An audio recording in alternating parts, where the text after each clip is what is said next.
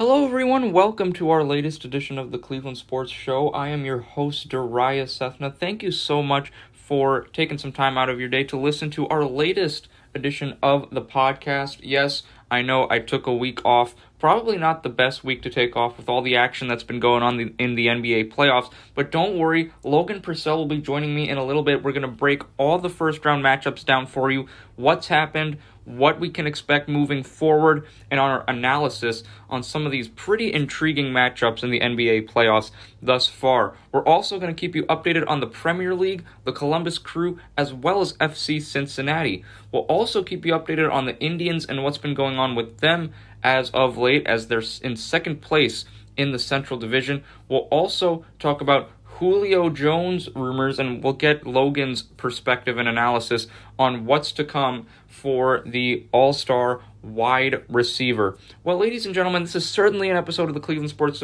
Show you're not going to want to miss out on. Logan and I have so much to break down and discuss. It's all coming up right here on the Cleveland Sports Show.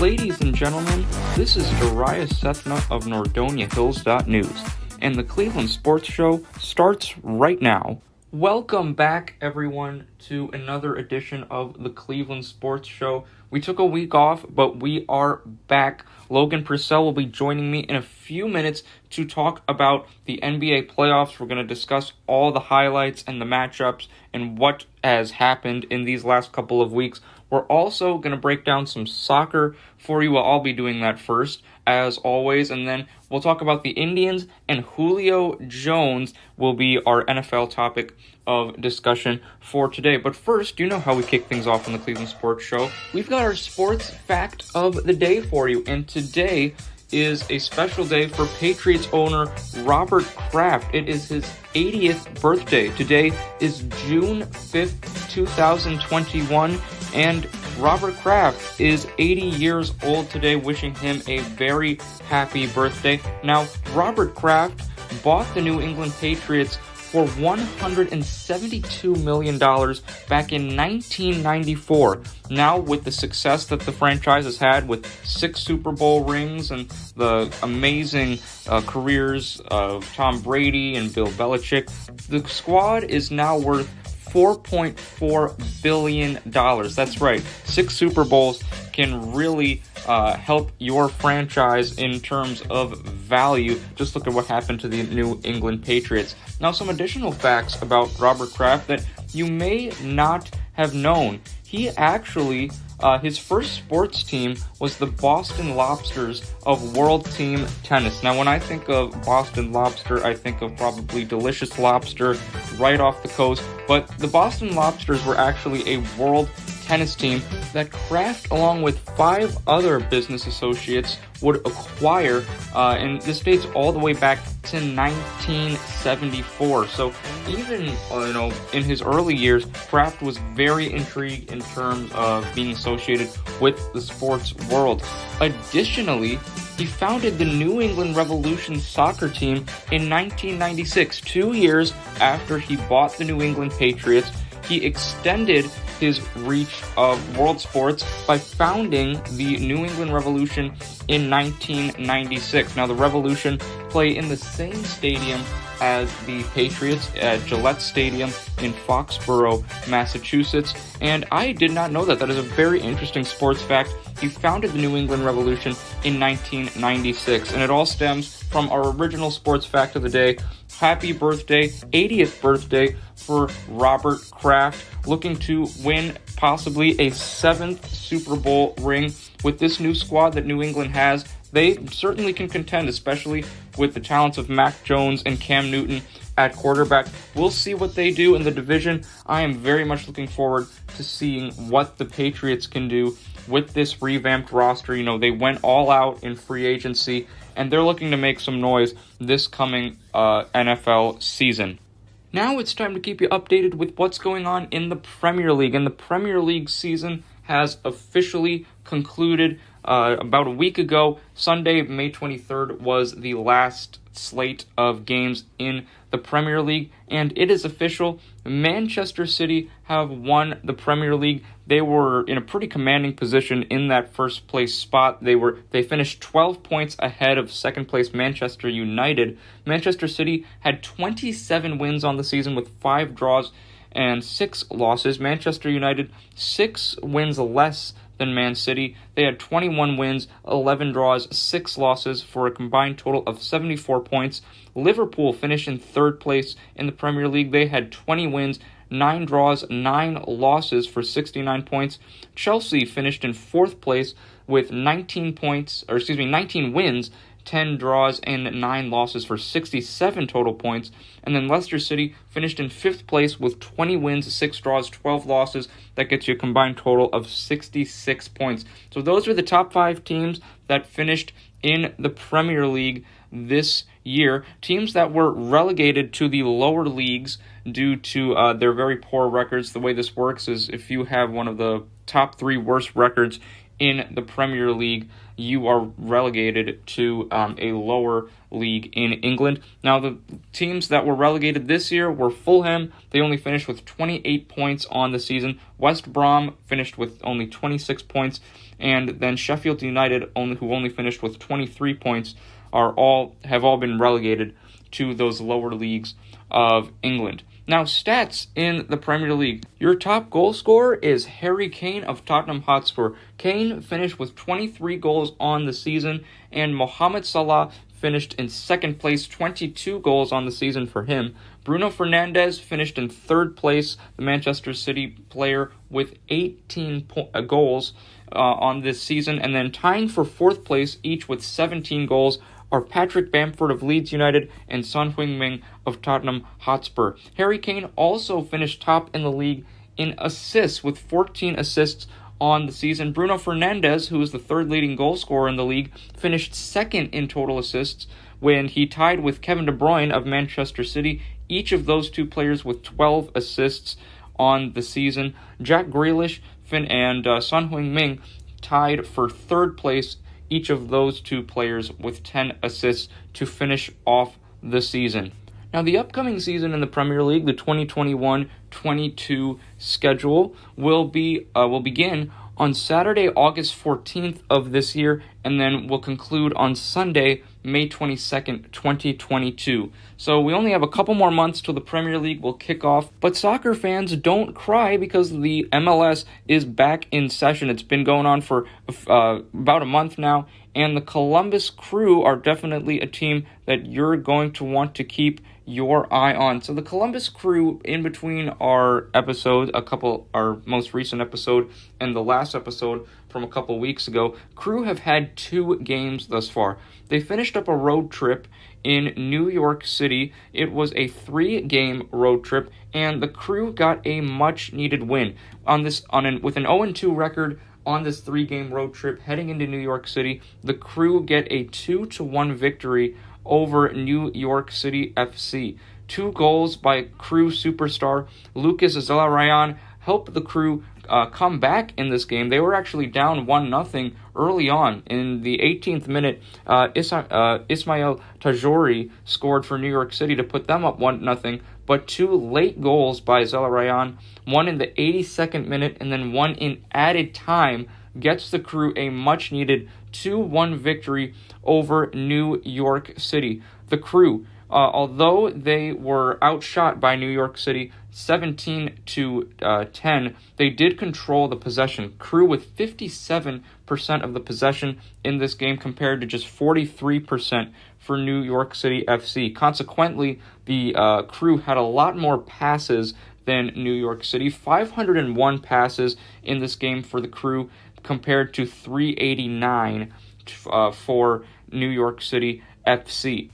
After that matchup against New York, the Crew returned home Saturday, May 29th for a rematch against Toronto FC. Now, the last time the Crew saw Toronto was back on May 12th. Toronto defeated Columbus by a final score of 2-0. That was game one of that three-game road stint I was talking about for the Crew. Now, this one, Saturday, May 29th, the Columbus Crew get revenge on Toronto with another 2-1 scoreline.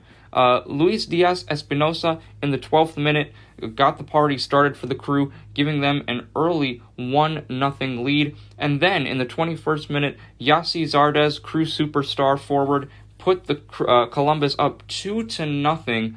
In the 52nd minute, Ayo Akinola of Toronto scored a goal, but they were never able to get that tying goal, and the Crew hold on in a nail-biter 2-1. So a pair of 2-1 victories for the Crew gets them two much-needed wins. If we look at the standings here in the MLS, Columbus is now in 6th place out of 14 in the MLS's Eastern Conference. The Crew, with 7 matches played so far, they have 3 wins, 2 draws, and 2 losses for a total of 11 points. New England leads the Eastern Conference in the Premier League with 17 points on the season. Philadelphia comes in at 2nd place. They have 14 points on the season thus far with 4 wins, 2 draws, and 2 losses. If we take a look at the Western Conference, the Seattle Sounders, who fell to the hands of the Crew in last year's MLS Cup final, looking for some revenge, and they have a good start to the season thus far.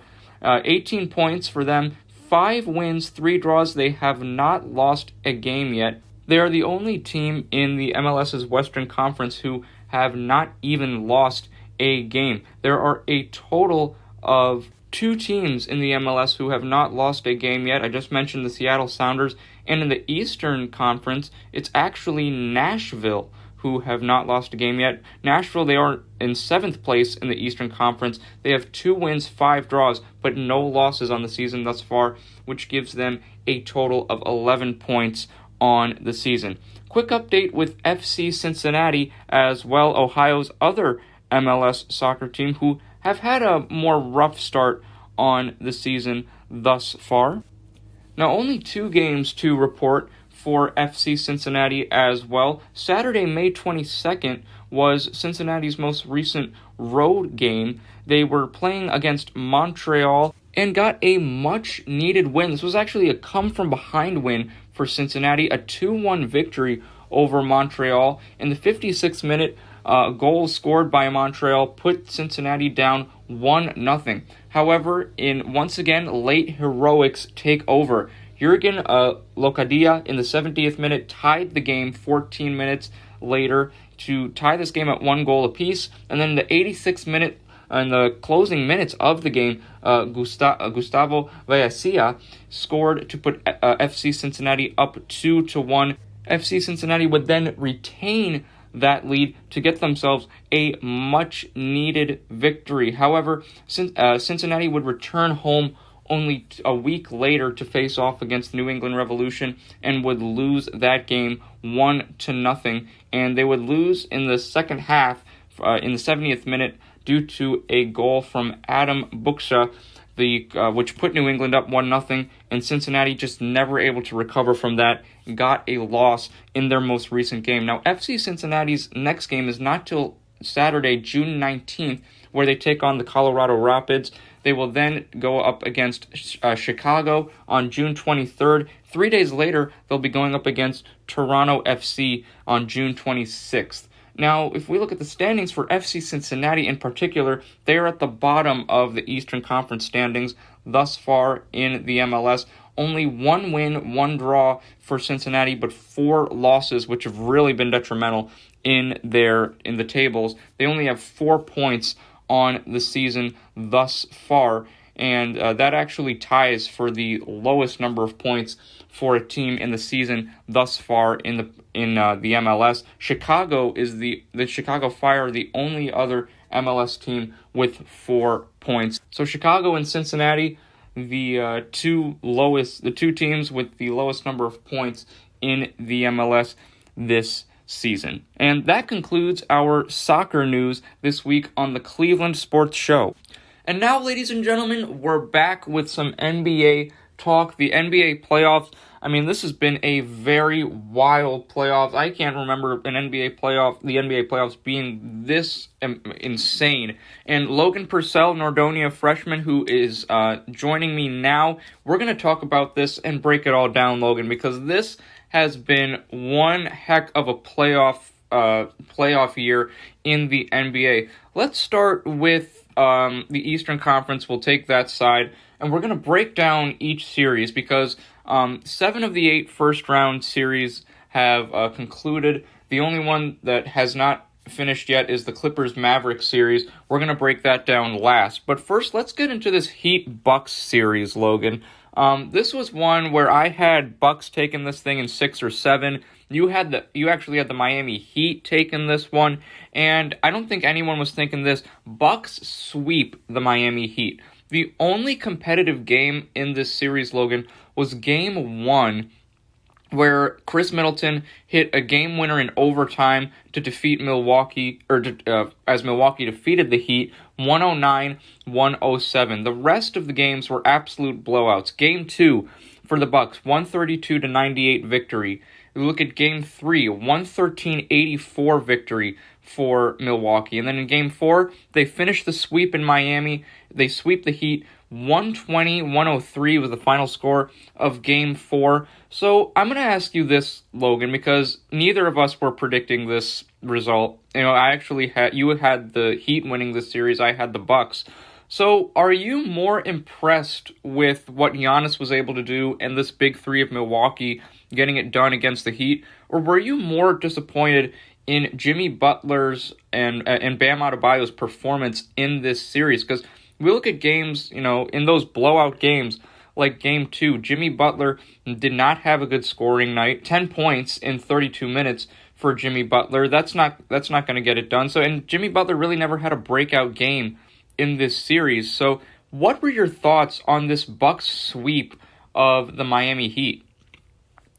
Well, first off, I definitely want to say that I was definitely wrong about this series. I mean, Giannis Antetokounmpo did his work. He did what I personally didn't expect him to do. He definitely played really well, and there's no doubt about it. But to me, the bigger story is Jimmy Butler's abysmal performance throughout all 4 games of this series. Yeah. And you're 100% right. Bam Adebayo is partially to blame, but let's be honest. This is Jimmy Butler's team. Yeah. He played similarly to how Giannis did last season against Miami. Mm-hmm. I mean, Giannis played all right, but it was Giannis' team, and he wasn't that guy last year. Right. This year he was. And Butler, they just traded places. Every single game, Jimmy Butler struggled offensively. I mean, he is quite an underrated force defensively, but Jimmy Butler just was awful offensively. It was a joke to watch. Yeah. And then as a team, just watching those games, for anybody that watched those games, you would see it be like, a 5-point game. But games 2 and 3 both. Right. But the Bucks were up like 20 or more points at halftime. Both games. Yeah. You just can't let that happen. And this team, I mean, they shot amazing from 3. And don't get me wrong, this team's got a couple of guys that can shoot. Chris Middleton's a sharpshooter. Brent Forbes played really well. But this is not one of those teams this isn't the 2017 Golden State Warriors where they're going to light you up at 43. It's just not like that. Yeah. But the Heat let them do that. But in my opinion, like I said, Giannis, there's no way you can take away any credit. He played really well, but Jimmy Butler just played awful. And that is the biggest reason that this series turned upside down the way it did. So what are your thoughts for the next steps of what the Miami Heat should do, Logan? Because, they just got swept out of the playoffs. This is a team that last year in the NBA bubble made it all the way to the NBA Finals. And, this was a complete turnaround of a season. They were very disappointing all season long. So if you're Miami, Logan, what are your next steps? What are you looking for in the draft? What kind of free agents are you looking for? Where do the Heat go from here? Well, I mean, honestly, I know I say this quite often, but, they might need to look to a blow-up or to a rebuild, because the problem is this team last year, I'll be honest, they had a really good run in the finals, all the way to the finals last year, forcing 6 games, or was it 5? I think it was 6 games against those Lakers. 6 games, yeah. But the problem is right now, they're not even close to a championship. even close. And to me, if you're not competing for a championship, why are you even bothering? I would say all of the top 4 teams that are in the Eastern Conference, besides maybe the Hawks, like the Bucks, the Sixers, and the Nets, all have chances at a championship. All of them. Yeah. But the problem is, the Heat, if they were to make it, wouldn't have a chance. I would never look at the Heat and be like, they're going to beat the Nets. They might take the Sixers to 7. It's just not going to happen. Right. It's just, and that might sound like I'm contradicting myself, since I did take the Heat to beat the Bucks. But the problem is, the teams are just built different. Here's my thought, Logan. You were talking about that blow up the team. But if you look outside Jimmy Butler, this Miami team is fairly young. You've got guys like Tyler Hero, Duncan Robinson. You have young talent. Bam Adebayo is only been in the league for a couple of years. So how would you blow up a team? Because when you blow up a team, the overall idea is being more young, is getting that youth. The Miami Heat have that youth. So in your eyes, why would blowing up that team make sense for Miami? When I suggest blow up, I mean more in the idea of getting rid of your best player. I look at it either you're getting rid of your best option offensively and defensively, or you're just completely blowing it up as a whole. Okay. So to me, I look at it from the standpoint of you got to get rid of Butler. I know he's looking for a big extension, but clearly he hasn't played. And the thing that I always argue with people about is, in the NFL, if you're not like that, I understand, because the thing is it's one game. If people play one-on-one, people have bad games. I was having a conversation with a buddy of mine. He's like, well, people just have bad days. I'm like, yeah, I agree, but you can't have 4 bad games in a row. You just can't. Right. That's how this works. That's why it's a 7-game series and not 1-game elimination. That's why I'm a huge fan of the NFL playoffs, but I think it could be better built. I do. So I love the way the NBA is built. 7-game series, you give the stars a chance to show. Right. Jimmy Butler did not show.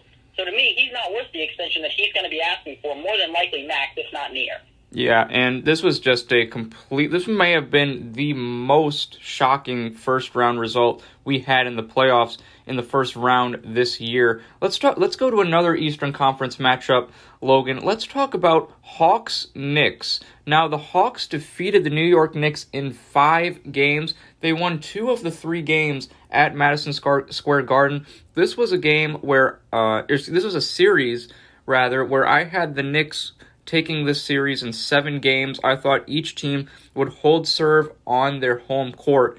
Not only did Atlanta serve on their home court in both games 3 and 4, but they also handled their business for 2 of the 3 games at Madison Square Garden, and Trae Young was just absolutely phenomenal. This was a series where I hear a lot of analysts on ESPN talking about skill versus will, and basically what that meant was the Hawks have the skill to win this series, and will the Knicks, can they have the will to win this series?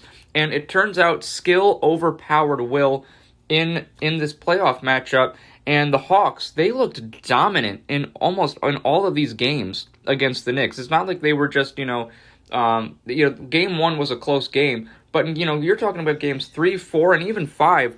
The Hawks were dominant and for the majority of the games, and I was really impressed with how complete of a team they are, and they're going to give the Sixers a run for their money in the second round. We'll talk about that a little later. But Logan, I want to get your thoughts on this. The Knicks, they get bounced out in 5 games. Was this what you were expecting in the series? Honestly, no. No, I did not expect that in the series. I mean, we haven't seen a lot of Trae Young basketball for the Hawks, and I did honestly have the Knicks in 6 or 7 is what I told you 2 weeks ago. But, I mean, let me tell you, this guy Julius Randle, wow. You want to talk about a guy who performs in the regular season like nobody's business and then just doesn't do much. Yeah. In the postseason, don't get me wrong, the numbers were good. The numbers were all right. But it just wasn't there. Right. The team just did not want to play. And, I watched 4 of the 5 games. And, it was like the Madison Square Garden was popping. Yep. The fans were going crazy. Every steal, every dunk, every 3, it didn't matter. Right. Spike Lee was jumping up and down. There was no reason, but that team just didn't have it. And let me tell you, like I said, we haven't seen a lot of Trae Young postseason basketball, but this guy is cold. Oh, my God. Yeah. This guy just absolutely tore the roof off the building. he went to work on that Knicks squad. To me, he's going to be the next. To me, I was going to say this, Logan, but to me, I think Trae Young's going to be the next Steph Curry. I mean, you look at the range, his handles. I mean, what do you see in Steph Curry's game that he can't do? To me. I mean, yeah. So I completely agree with that. I mean, I wouldn't say next Steph Curry per se. I mean, I completely agree with the comparison. But, I mean, I don't know if we're ever going to see another Steph Curry for the next decade or two. Yeah. Honestly. Steph Curry is a one-in-a-million type shooter. Just his ability is next level. And like I said, Trae Young is a cold dude, but I don't know, man. If he can figure out a way to add a more efficient inside game to his offense, he is going to be truly one of the most lethal offensive threats in the NBA. Yeah. But to me, this series, similarly to the Bucks series, I won't say it got turned on its head, because really, this series could have gone either way. Right. I don't think any analysts were going at either of these teams in less than 6 games. Yeah. It was just one of those series. It was similar to how we're going to look at both, or similarly to how we looked at the Lakers series. Yeah. Or the Clippers. Nobody took either of those teams in 4 or 5 games. It just wasn't happening. Right. But this Hawks team had to work. All of those games, even the loss, it was a very tough win for that next team, and they came back down 15. You're right. So, to me, this Hawks team, as I mentioned earlier in the podcast, it's not a threat in the Eastern Conference. Well, they're coming. They're coming. And I remember the early preseason, we were talking about this team compared to the Cavs. Yeah. It's a joke. This guy, Trae Young, and I said he was the X factor of that team, and he is. This guy is lethal. And now he has pieces around him, Logan. You're talking about guys like John Collins, Bogdanovich, who's a great shooter, Lou Williams coming off the bench. This is a team that is definitely going to be making some noise in the Eastern Conference for a while. We'll see what they do against the Sixers. We'll talk about that series in a little bit. But Hawks defeat the Knicks in 5 games. Atlanta moving on to the second round. Let's brush up on the Knicks here a little bit, Logan. I wasn't expecting this team to make the playoffs this year. They definitely exceeded expectations by a long shot. So in your eyes, Logan, has the Knicks become once again a market that that looks like it could attract a free agent? And do you think that a free agent wouldn't mind signing in New York? Well, I mean, the problem with the Knicks, right, is just honestly, I think the past couple of years, the reason that they haven't attracted the free agents that they were looking for, we talked about a couple of years ago, it was Zion and, Kyrie, and it was Durant, and it was, all those guys. But the problem was the coaching staff, and James Dolan, and this guy, he just doesn't know what he's doing, honestly. I mean, he's about as close to a quack as there is, because he just doesn't know how to run a team. To be fair though, we barely heard any noise about him this particular season. I really didn't hear any James Dolan news or incidences that happened. That's completely understandable. But the problem is he already cost this team a championship. Because I believe if James Dolan was not the owner of that team, there would have been a lot more attraction for Kyrie and Durant and those guys. But yeah. I mean, to a degree, I understand, a lot of free agents might be looking to New York now. Now that it's not just a dump truck hole where a bunch of guys, are there, but they're all 30 and don't know how to play. You've got a couple of guys, Derrick Rose, for one. Right. Veteran actually played quite well in the postseason. He was the guy against this Hawks team. Yes. Julius Randle is a young star that is up and coming. Yeah. RJ Barrett had a pretty good year compared to last year. I mean, he didn't have an awful year, but he really stepped up this year. I think there's a little bit more traction than last year, but I don't see any big-time free agents going to New York anytime soon. Yeah, and, like you said, Logan, this is definitely a Knicks team that competes, and they grind in their games, and this is going to be a team that, the coaching staff, too, is a lot better now with Tom Thibodeau at the helm. I definitely see a bright future for this Knicks squad moving forward. Let's talk about another Eastern Conference matchup, Logan. Let's talk about the Celtics and the Nets. And, Logan, you gave the Celtics 2 games in this series. I remember you predicted Nets in 6, and I predicted Nets in 5. Well, Nets won this series in 5 games, and to be honest, Logan, with all the injuries the Celtics had, first Jaylen Brown, and then eventually it was Kemba Walker, they just stood no chance. And in Game 1, the Celtics, their stars were pretty awful. Jason Tatum didn't have a great game in Game 1. He really struggled in that second half. Kemba Walker only had 15 points. Marcus Smart, he did have 17 points in 40 minutes. But my take on the Celtics is Marcus Smart, to me, as great as a defender he is, he's really improved offensively. He cannot be your second best player, because especially in the Eastern Conference now, because you're talking about the Nets, the Sixers, the Bucks. I'm sorry, I mean, Marcus Smart really is great. He's one of my favorite players on the Celtics, but he just can't be their second best player. It has to be either Jaylen Brown or Kemba Walker and Jason Tatum. It has to be a big three, and that big three just never clicked this season. And the Nets just were dominant. They were shooting threes left and right. And Kyrie returned to Boston in games 3 and 4, and in game 4, Kyrie handled his business with 39 points. The only game the Celtics won in this series, Logan, was game 3, and it was thanks to a Herculean effort from Jason Tatum. Tatum would have 50 points. He was absolutely sensational, Logan. 41 minutes as well, 7 assists and 6 rebounds. He took over the game late in the fourth quarter. But again, the Celtics still get bounced out in 5 games. Brooklyn looks unstoppable with Kevin Durant, James Harden, and Kyrie Irving. We were wondering how that offense was going to be able to collaborate, given the fact that they only played, 7-8 games with each other in the regular season, not that many. So eyebrows were raised heading into these playoffs, and it seems to me that the Nets have answered all of those questions with this gentleman sweep of the Celtics. So, Logan, I'll hand it over to you. Brooklyn Nets and Celtics, what were your thoughts from this series? I'm kind of torn here. I mean, for the Celtics, first off, I do agree with the Marcus Smart take, but I mean, assuming everybody's healthy, he's not the second best player on that team. It is Jaylen Brown, and backing off of that, I mean, honestly, I think it's time we start naming Jason Tatum as one of the best forwards in the NBA. Honestly, oh yeah, he's a superstar. I understand the whole. I agree. He did have a rough game, and he does have games where he's not the most efficient guy. But I mean, come on, this guy dropped 50 on KD. He was. Yeah. Good gracious, he's 23 years old. Yeah. I mean, what in the world has this come to? This Celtics team, if they need one guy, they need one playmaking guard, and this team is going to go places. Because I'm telling you right now, this guy Jason Tatum is the truth. Yep. I mean, I think they have Jaylen Brown in this series. I think it goes 7, honestly. I do. Yeah. I mean, you're talking about another pretty solid defender on Harden, switching off Harden, Kyrie, whatever. And you've got another guaranteed 20, 30 a night. I think this series goes 7, honestly. I don't think the Celtics truly have a chance. I know it says 7 games, they don't have a chance. But, I mean, I think it goes 6 or 7 guaranteed. And also, yeah. And I was just going to say, don't forget about Kemba Walker either, because when he gets going, this is a very tough team to stop. Yeah, exactly. But the problem is, Kemba Walker just isn't the guy on this team.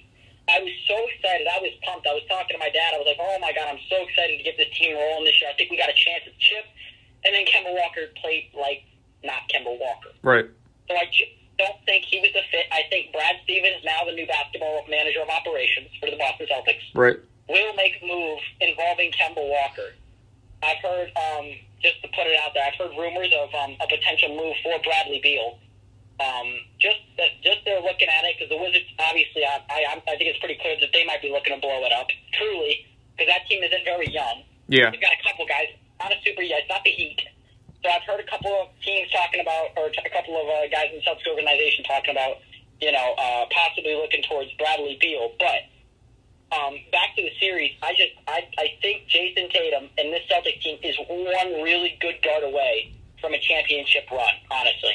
And look at what about the center position, Logan? How do you feel about that? Because Tristan Thompson's only getting older. Robert Williams has been kind of on and off he's having that toe injury, and then Taco Fall's barely played. So how confident are you in the center position for the Celtics? Well, I mean, honestly, I think Robert Williams holds down the fort okay. He is a very, absolutely. efficient defensive effort there. And to me, when you have two or three guys that can score the basketball the way Jason Tatum, Jaylen Brown, and whoever the third guy is going to end up being can, you've got a similar build to, and I hate to say it, but it's kind of the Brooklyn Nets. Not to the same extent, but I would take Robert Williams over the Nets centers. I think that he provides a lot more defensively, and he can go to work offensively, and he's efficient. And I think that the fact that he doesn't need to take 10, 15 shots a game helps. Right. Especially, like I said, you've got a guy like Jason Tatum who could drop 60 on any team easily. Yeah. So I think that, like I said, the Celtics are one piece away. And then when you want to talk about the Nets, I mean, they handled their business. Right. I don't think there were a whole lot of questions about this team. I don't think defensively that they were a problem at all. I think that was the one question that I truly had about this team was their defensive effort. But I mean, game one they held the Celtics under 100 points, and I think that was a masterful job defensively. So I give them a lot of credit there. And that was honestly the only question that I truly had about this team because anybody on that team can go out and get a bucket. Yeah. Right. And so I think that the only true question that I had was answered. And yeah, certainly this was a series that you could have definitely been more competitive if the Celtics were healthy. But, this is reality, and the Nets won the series in 5 games against the Celtics. Logan, I want to get before we move on to our next Eastern Conference series, I want to get your thoughts on this. You touched on it a little bit about Brad Stevens now being promoted as the GM of the Celtics, Danny Ainge stepping down. What are your thoughts on that? Do you think that was a good move the Celtics made? They did this the day after they lost Game 5. They did this on Tuesday. They lost Wednesday, because they lost Game 5 this past Tuesday. How do you feel about this decision from the Celtics? I think for the fact that Danny Ainge is leaving the team, I think that's kind of unfortunate. I think he did a very, very fantastic job for the Boston front office. I mean, you think about it, this guy got Jason Tatum he got Jaylen Brown in one draft, and then got Jason Tatum the next. I mean, I just think that this guy did a fantastic job. He scouted correctly. He got the guys that he needed. He made fantastic moves all the way around the board. He built a championship-level contender for the past decade for this team. So I just think he did a really, really good job with this Celtics team. So it's unfortunate to see him go. But I think if there's one guy that I'm all right seeing replace him, it's Brad Stevens. I think that he knows what he's doing, and I'm really, really excited to see what he decides to do with this Kemba Walker, Marcus Smart situation. Yeah, the Celtics' future, although they lost in 5 games, does look bright. Let's head to our next series, Logan, our final Eastern Conference series, 76ers-Wizards. This was a game where I actually had the Wizards taking 2 games in this series. I had Sixers in 6. And, Sixers in 5, actually.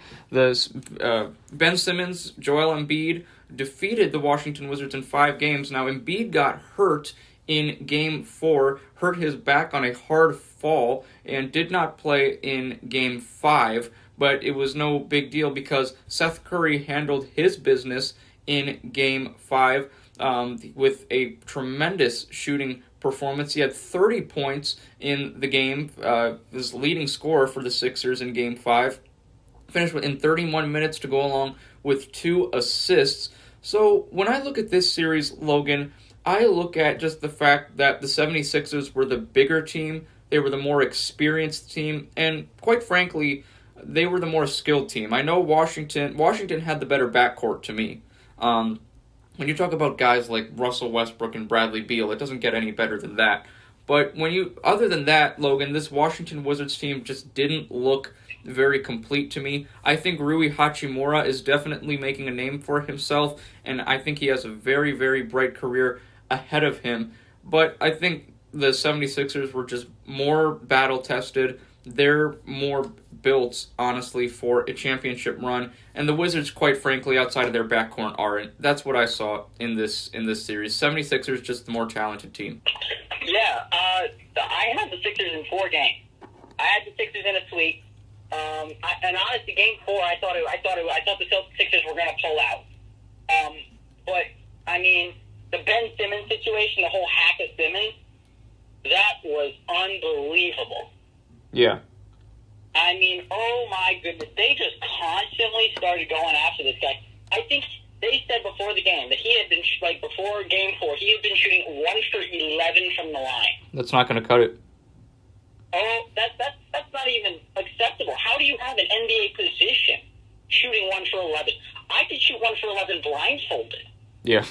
And this guy's doing it, consistently. Well, this has been the problem. That's been the problem all year. That's been the problem all year and this entire career with Ben Simmons, and that's why a lot of people are concerned about the 76ers and their championship aspirations, because if Ben Simmons can't shoot, I mean, that puts a lot more pressure on Tobias Harris and Seth Curry. So, I mean, and that's kind of a problem. You need a guard that can shoot if you want to have a championship team. That's just my thought.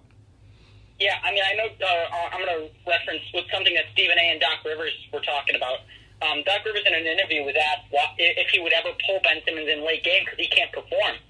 And Doc Rivers said something that, is true to a degree. He goes, I mean, if you would pull Ben Simmons late game, you're dumb. You don't have basketball. Right. Which is true, because Ben Simmons is Ben Simmons. You don't pull a guy like Ben Simmons from a game. Yeah. But then Stephen A. brought up the point, and I completely 100% agree with this, and it kind of just blew my mind, the fact that I didn't even think of it. Ben Simmons is going to cost this Philadelphia 76ers team a championship. Yeah, that's what I heard as well. He is going to be the reason that this team does not get a ring in the next 5 years, because he can't finish.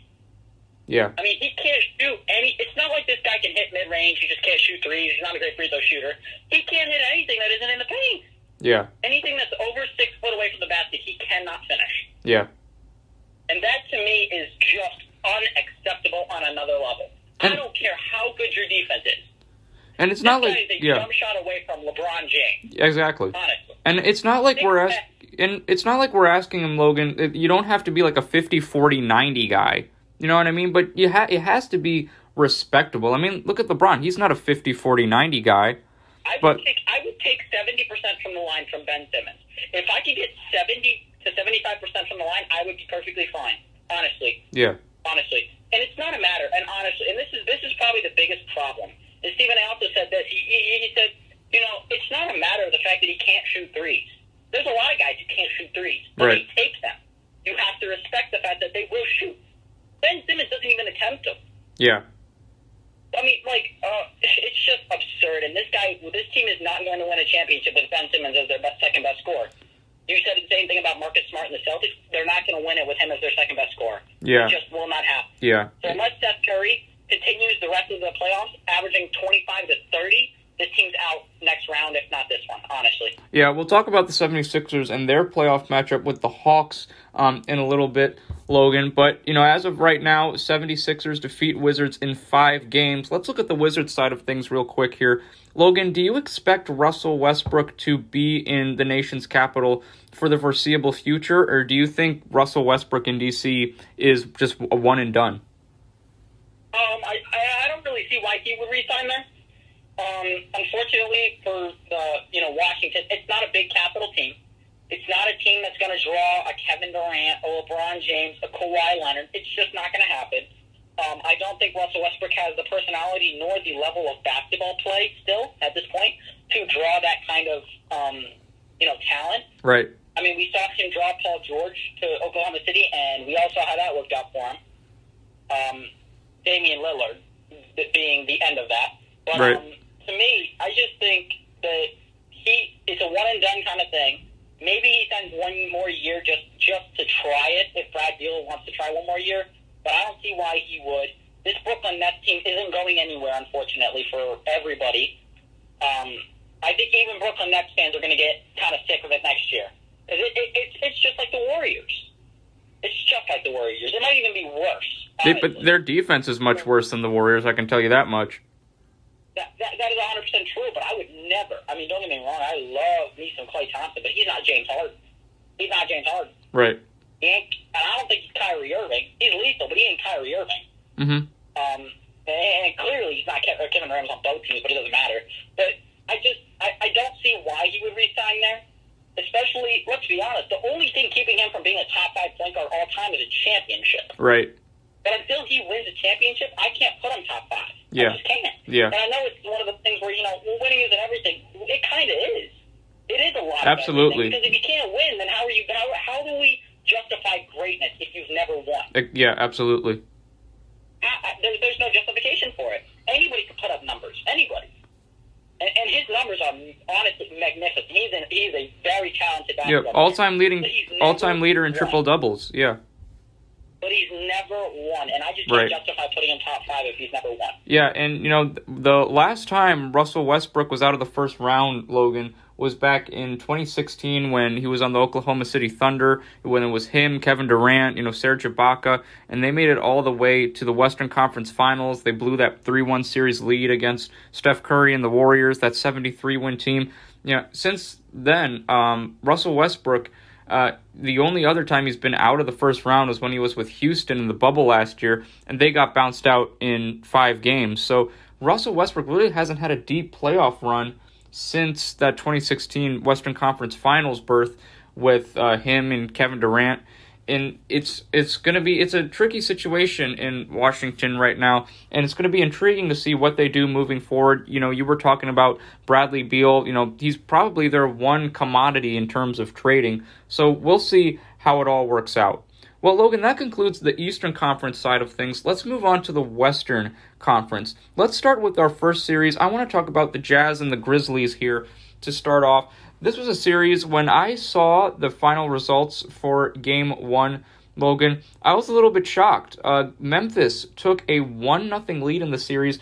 On the road, they won in Salt Lake City, defeated the Jazz 112-109. So my thoughts were, hey, this is a little bit shocking here. Memphis, having just beat the Warriors in that play-in game, now go to Salt Lake City, take care of business again against the Jazz. This might not be a 5-game series. I was thinking, maybe Ja Morant and company, when they go home with this series tied 1-1, they could possibly get a game on their home floor.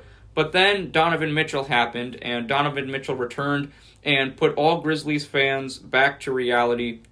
This was a series, to me, once Donovan Mitchell returned, Logan, it was pretty much over. The Grizzlies did compete, so you have to give them a lot of credit. They only lost by 12 in Game 2. When you look at Game 3, Logan, they only lost by 10. And then in Game 4, they lost by only 7, and they did get blown out in Game 5, 110-126.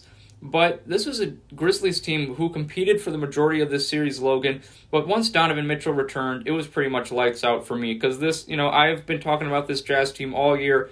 They're just too complete of a team. They're too skilled. They're a phenomenal shooting team.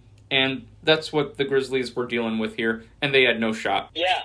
I mean, honestly, I didn't give up Ja Morant a lot of credit. When the draft happened, I was talking to a couple buddies of mine. We were talking, okay, well, who's going to be what? Both of them had Zion being really, really good for a couple years and then getting hurt. I somewhat agreed, but neither of them thought Ja Morant was going to be that guy.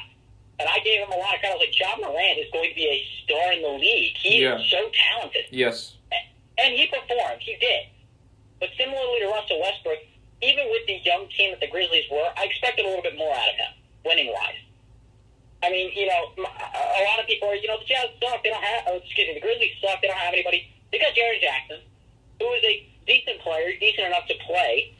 They've got Jonas Valanciunas, who is a very quality starting veteran center. Dylan Brooks. They've got Brooks from Oregon, who was a superstar in college and continues to be quite good in the NBA. So this team had the pieces. They just didn't win. But Ja Morant's performance in Game 1, it was a completely different series after that. Yeah. I was scared. I was scared for that Jazz team. I was like, dude, Ja Morant's coming. He's on his way. Right. So I think that it was definitely a very good series individually for Ja Morant. I got to give him a lot of credit where it's due. Donovan Mitchell came back after Game 1 and took care of business. Everybody knows that especially in the NBA more than anything. In the NFL, you could get away with losing your best wide receiver, your best running back. Mm-hmm. You could get away with that. Mm-hmm. There's other things you can. In the NBA, you cannot miss your best player and still win a championship. It just won't happen. Yeah. So the Jazz getting Donovan Mitchell back was crucial to their chances of winning that series. I don't think without Donovan Mitchell they win that series, honestly. Yeah, the way Ja Morant was playing, I just don't see it happening. I think that Ja Morant, for what he could, to took care of business, but Donovan Mitchell was the victor at the end of that series, so I got to give a lot of credit where it's due. Yeah, this Jazz team was just a team with more experience, and at the end of the day, I think experience is probably the biggest factor in a playoff series. So Jazz defeat the Memphis Grizzlies in 5 games. Memphis did take game 1, but then Donovan Mitchell returned from his injury in game 2, and the Jazz won the remaining games.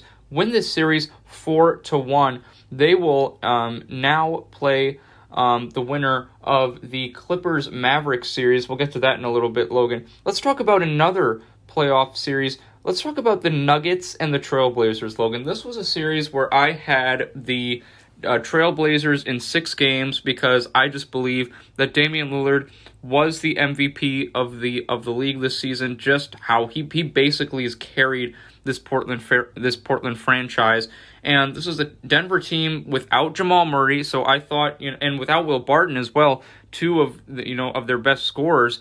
And I definitely saw a crack that could have been a crack for the Trailblazers to go through and maybe defeat the Denver Nuggets.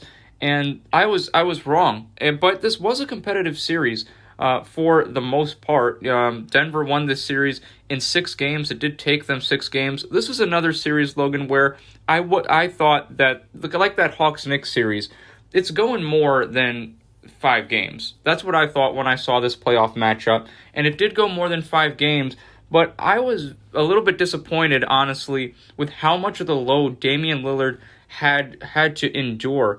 Especially in Game 5, that 55-point performance from Damian Lillard, Logan, that was just absolutely unbelievable. 55 points, 10 assists, 6 rebounds, all in 52 minutes from Damian Lillard, but then guess what? CJ McCollum, 18 points in 51 minutes. Jusuf Nurkic, probably the most disappointing player on this Trailblazers team. 13 points in 24 minutes. Robert Covington, I know 19 points in 44 minutes, that's not horrible, but that's got to be better for a veteran like Robert Covington. Norman Powell, who was a big trade acquisition, 51 minutes and 13 points in Game 5. This Game 5 really, to me, is what summed up the Trailblazers season. It's Damian Lillard, please take us to the promised land.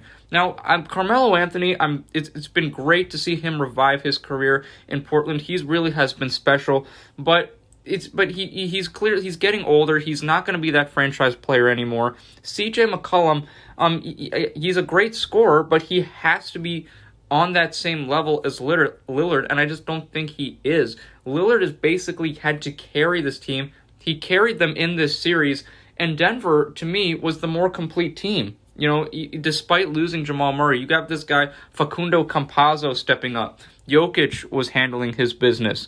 Aaron Gordon, who's hit some clutch shots in this series. He's turned out to be a huge piece on this Nuggets roster. I mean, you just look down the roster, Logan.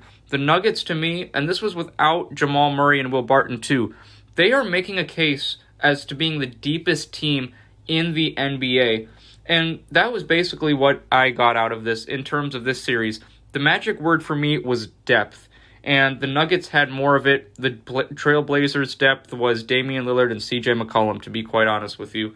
And that's what I got out of this series, Logan. But I want to hear your thoughts on the Nuggets defeating the Trailblazers in 6 games. So, I remember, I'm not sure if you do, but 2 weeks ago when we had a podcast, we were talking about all the series, and I told you, mark my words, if CJ McCollum does not average about 25 points a game, this Trailblazers team will go down in flames. And I said he's never performed in the postseason, despite how well this team has played in the regular season. He has never truly performed to a way that CJ McCollum should be performing. And he didn't. Once again, he wasn't the guy that he was supposed to be. So to me, it's more about the fact that CJ McCollum is just a regular season player. He is. Just like Giannis has been for the past 5 years. He's been amazing in the regular season and just couldn't do it in postseason. That's CJ McCollum now. He just couldn't do it. Damian Lillard is one of the most... He is about as close to Stephen Curry as anybody will ever be for the next 10 years, in my opinion. Yeah. He is unbelievable, because you talked about the numbers that he put up a couple nights ago, but what you failed to mention was the fact that he dropped 2 buzzer beaters to send it to double OT. Yeah, he's clutch. Absolutely superstardom for Damian Lillard. Yeah. And To me, it was just more of the fact that he has no help in Portland. Terry Stotts is done. He's going to go out to Indiana. But I think Portland, they need to figure it out because they got to retool that team around Damian Lillard. Because he's not much longer for this league or for that team if they don't figure it out. Yeah, and to me, also, Logan, you just mentioned Terry Stotts, who is gone, and, the possible rumors of him going to the Indiana Pacers. But to me, also, Logan, you've got to look at Jusuf Nurkic, too. He underperformed significantly, not just in this series, but throughout this season, too. This is a guy who I think can be a great center and cause a lot of problems. And Nikola Jokic was just giving him the business, and Jusuf Nurkic really never responded to that. So that's another aspect of the Trailblazers that is very disappointing with me. So what are your thoughts on Nurkic, Logan? I definitely agree. I think Nurkic should have played better in the series as a whole. He hasn't been that guy all season long. He's so injury prone that it's really hard to truly rely on that guy. But the problem that I have with CJ McCollum instead of as much Nurkic, nobody's talking about Nurkic getting a near max deal. Nobody. I mean, he's worth a good $10-15 million a year, but he's not even close to a max deal. No. Everybody, CJ McCollum's looking for a max deal, and he just isn't worth it. I don't think he performs, and when it matters most, when it's on the line, he doesn't do his job. Nurkic, he hasn't ever been that guy. Nobody's ever been talking about him making his money, and I'm all about the guys, getting their money if it's deserved, but he just hasn't deserved it. I want to talk, but here's my thought. I completely agree with you about Nurkic, Logan, but you look at C.J. McCollum, and you were talking about he hasn't been that guy in the playoffs, and I look at that interestingly because he hasn't. I'm not going to say that his stat lines he hasn't been that guy, but the Trailblazers have relied on Damian Lillard. When you look at in those moments of taking us to the promised land and stepping up in the big moments, the ball has been in Damian Lillard's hands. So when I look at it, I think C.J. McCollum has the ability to do it. The problem is, would you rather have Damian Lillard in a clutch situation, or would you rather have C.J. McCollum in a clutch situation? And everyone's going to pick Damian Lillard. So really, to me, possibly, it's just C.J. McCollum has really never had that chance because he's always been in Damian Lillard's shadow when it comes to performing under the bright lights and in clutch time. What are your thoughts on that? Well, I mean, yeah, for big moments wise, of course you're going to pick Damian Lillard. You're going to pick LeBron. Obviously, everybody would pick LeBron over AD, but you can make the argument that AD is a better bucket than LeBron is. Yeah, you could. But the problem that I have isn't the big moment. And if that's what I said, I'm sorry for my misspeech. But no worries. It's more of the fact that you mentioned earlier. He's playing over 30 minutes a game and he gets 18 points. Yeah, that is more it to me because there's plenty of moments where you can shoot the basketball. And if you have cold feet and you can't shoot, you don't deserve a max contract. It's that simple.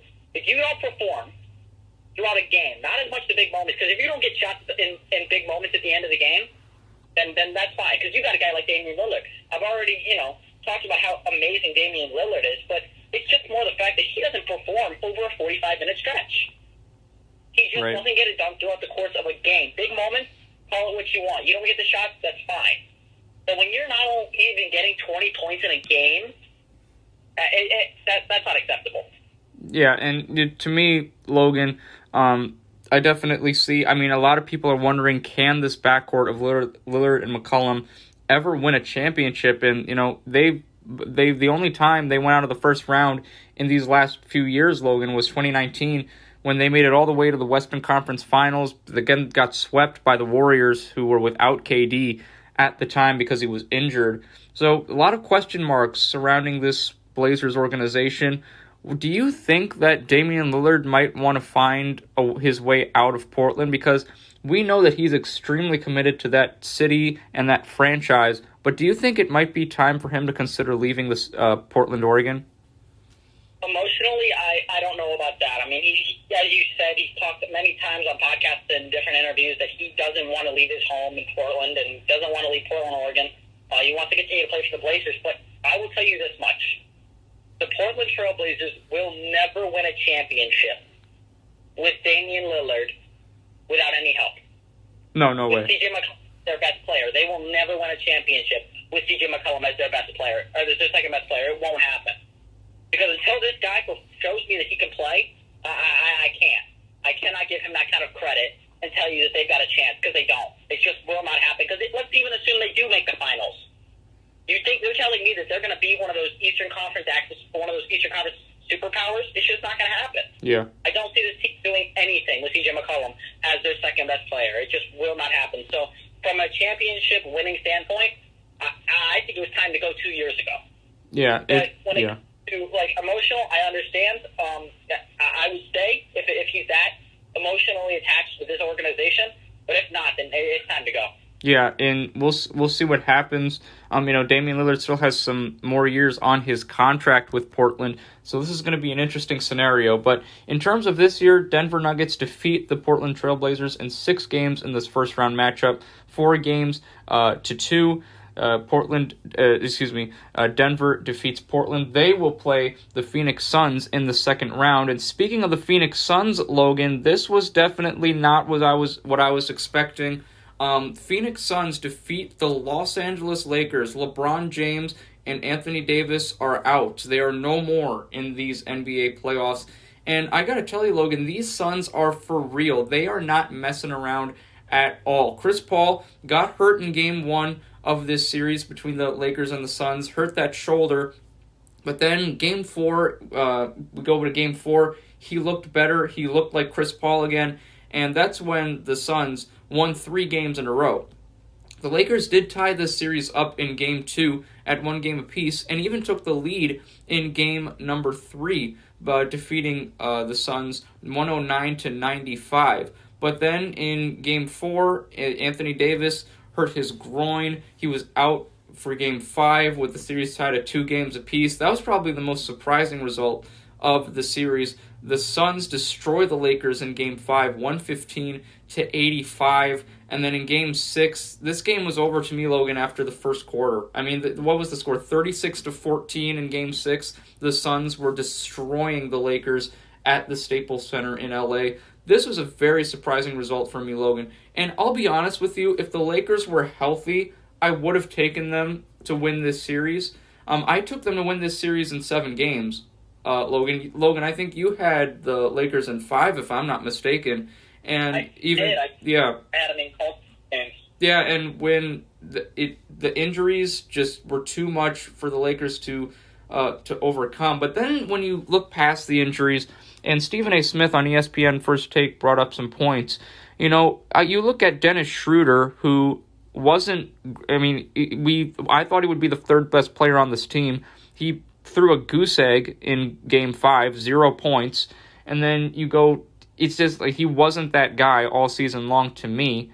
And then you lose your big men in JaVale McGee and Dwight Howard. Marc Gasol, I think, is a better offensive player, but defensively, there are a lot of holes there, Logan. You don't retain Rajon Rondo. Avery Bradley is gone. Kuzma is just not that guy yet. They do have a piece in Talen Horton-Tucker, but my biggest problem, Logan, was Montrezl Harrell. This guy was the 6th man of the year last year, and he's barely playing like 5 minutes a game. I don't know what the process or the thought process was with Montrezl Harrell not getting time. I know Andre Drummond was there, former Cav, who's now with the Lakers, and he was a big body that the Lakers needed in the paint. I'm not saying that Drummond shouldn't have played. But Montrezl Harrell, why is this guy averaging like 5-6 minutes a game, Logan? That's just inexcusable for me. This is the 6th man of the year. He's an energy bunny. He's going to bring that defensive spirit. He can get buckets too. Like, he's strong and he's physical down there in the paint. And that's what the Lakers needed in this series. And Montrezl Harrell, I see him sitting on the bench chewing gum. That was just inexcusable for me. So yes, the injuries did play a big part.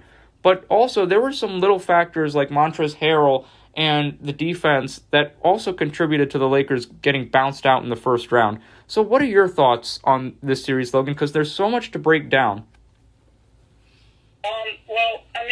Honestly, Skip Bayless said something about, this is your king, right? And I understand Skip Bayless is a LeBron hater. But there's some truth to what he has to say.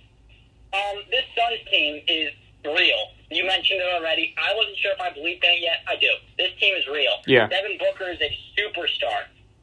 Chris Paul is elite still at his 36 years of age. Right. DeAndre Ayton had a fantastic series. I mean, you're talking about him playing against one of the best players that this Lakers group has to offer, or even in the NBA, and he just went to work. So, I mean, the credit all here has to go to the Suns, but LeBron James didn't even put up a fight in Game 6. No. He just got abused. Absolutely torn apart, that entire team. I honestly, I'm at a loss of words right now because I don't even know what to say. Like, what is there to say? Because the problem is, Anthony Davis was hurt. I understand that. But at the same time, Anthony Davis wasn't 100% throughout that series, period. Yeah. He just wasn't. But the fact that they decided not to play him in Game 5, I understand trying to keep him healthy, but he got hurt in Game 6 anyway. So, yeah. The fact that they chose not to play him in Game 5, easily the most crucial game in the series, in my opinion. Because if the Lakers win that game, I think they go on to I think they force Game 7. Excuse me, it goes on to Game 7 at the worst. Right, right. Then you could say first 7 games, and you have a fighter's chance if LeBron finds a way to drop 50. But do you think? But do you think, to me, Logan, that even if Anthony Davis did play in Game 5, how could the Lakers have won? Because they got blown out by 30. So even with Anthony Davis playing, I still think the Lakers would have lost Game 5. To be quite honest with you. Well, yeah, I know. It's just, honestly, part of it could be mental, too. Yeah. I mean, think about it. If you're a 7-foot, guy who is young, under 25, and you have to line up against Anthony Davis. You know the lights are on you. Right. Right. Oh, it's George up to perform. When you don't have that kind of pressure, it's a completely different mindset. Right. So I think everything would have just played out differently had Anthony Davis played that game. Now, I'm going to say this much. I think this was easily the biggest upset we've seen in the playoffs in a long time. And I know it sounds kind of crazy, and I think a lot of people just find it kind of hard to believe. I don't think a lot of people have even, honestly conceived of the idea that LeBron James won't be in the NBA Finals this year. Yeah. We will not see LeBron James in the second round. I just find that kind of hard to believe. Right. But like I said, I'm just at a loss of words. I just think it could have been handled a lot better. And as for the Montrezl Harrell situation, I just think it was kind of dumb that they didn't play him. Right. I don't understand why bother signing him. Yeah. Why waste money? And I thought that was a big acquisition, too. Like, at the beginning of the season, when I heard that the Lakers were signing Montrezl Harrell, I mean, I was like, wow, that's a big upgrade for the defending NBA champions. I'm expecting some great things from Montrezl Harrell as a Laker. And we're here, it's June 5th, and Montrezl Harrell, we just finished watching him in a playoff series where he barely played, 5 minutes a game. So, I don't know. And I'd like to mention, I'm not sure if you remember, but at the beginning of the season, I told you, when that next team was assembled with James Harden, I told you, I said, if the Lakers and LeBron James win the championship and beat the Brooklyn Nets, or any team in that Eastern Conference that beat the Nets, there will be a conversation with who is the greatest of all time. Because if LeBron James can take out a team like that, there's always a conversation. Yeah, absolutely. But instead, he gets knocked out in the first round. Yeah. In 6 games. Wow, he couldn't even force 7. I'm sorry, that is just unbelievable to me. Kendrick Perkins, wow. Yeah, I'm not sure if you heard about the bet that he was making with Stephen A. But no, I heard of him, yeah. Yeah. So, I just don't even know what to say about this Lakers team. I'm just so disappointed in them right now. And we're looking at the Lakers' future here, Logan, before we move on to our next series. I'm looking at this Lakers' future, and I'm looking at LeBron's impact on the team thus far. So LeBron's been with the Lakers for 3 years now. First year, didn't even make the playoffs, suffered that groin injury, if you remember. Next year, they get Anthony Davis, win the championship. One of the most emotional years in Lakers history with the passing of Kobe Bryant as well. They take care of business in the bubble, winning the championship against the Miami Heat. And then this year, they get bounced out in the first round against Phoenix. So if you look at that, you take that championship year aside, Logan. Then you have the year they don't make the playoffs, which is LeBron's first year, and then this most recent year where they get bounced in the first round. In your eyes, do you think LeBron's tenure in Los Angeles with the Lakers has been disappointing thus far? Because he only has one championship. I know one championship's in 3 years, nothing to sniff at, but they didn't make the playoffs his first year, and now they get bounced out in the first round his third year. So if you take away that second year, which is the championship year, what's there to look at? So that's my thoughts to you. Do you think that your time in LA has been disappointing? No. I mean, I do understand where you're coming from with the whole, if you take this year out, it doesn't look all that good. But at the same time, you can't take a year out. You still do have to consider the fact that he did win a championship. And even though it's only one, that first year that he didn't make the playoffs, who was on that team? Right. There was no Anthony Davis. We all know Lonzo Ball was basically shooting Ben Simmons numbers. Yeah. Brandon Ingram was not Brandon Ingram. I mean, I know we all remember the Pacers, chant when Ingram was at the line of LeBron's going to tribute you. And he did. But I just think, if you're going to take out a year, it has to be the first year. Because there was nobody on that team. It was LeBron, and I think the second best player was probably Caruso, honestly. It was like that. Was Caruso even on the team? I don't even know. That's what I'm saying. We don't even know who was on the team. Yeah. Because they were just that irrelevant.